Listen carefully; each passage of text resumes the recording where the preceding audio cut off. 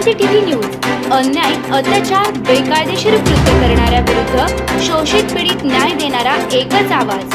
Shivkranti TV Dinbandhu news. संपादक सत्यशोधक शंकरराव लिंगे. 7387377880.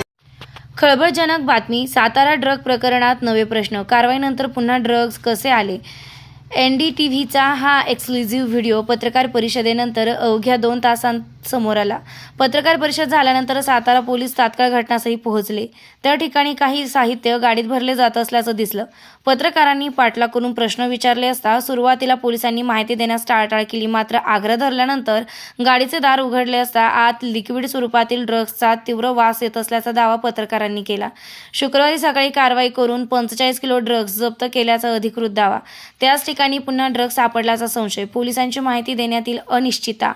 पत्रकारांच्या प्रश्नानंतरच गाडी उघडली गेली. कारवाईची पारदर्शकता आणि साखळी चेन ऑफ कस्टडी. संशयात जर आधीच 45 किलो ड्रग्ज जप्त झाले होते तर त्याच ठिकाणी पुन्हा ड्रग्ज कसे आले? हा दुसरा साठा आहे का? की पहिल्या जप्तीबाबत माहिती अपूर्ण होती? सातारा ड्रग्ज प्रकरणात NDTVच्या व्हिडिओमुळे नवे प्रश्न उभे राहिले आहेत.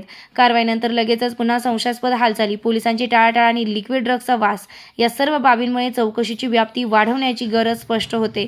उच्चस्तरीय चौकशीची मागणी तीव्र होणार. राजकीय आरोप प्रत्यारोप वाढण्याची शक्यता. तपास यंत्रणांच्या विश्वासार्हतेवर प्रश्नचिन्ह. पुढील कारवाई स्वतंत्र तपास पथक किंवा न्यायालयीन देखरेख शक्य.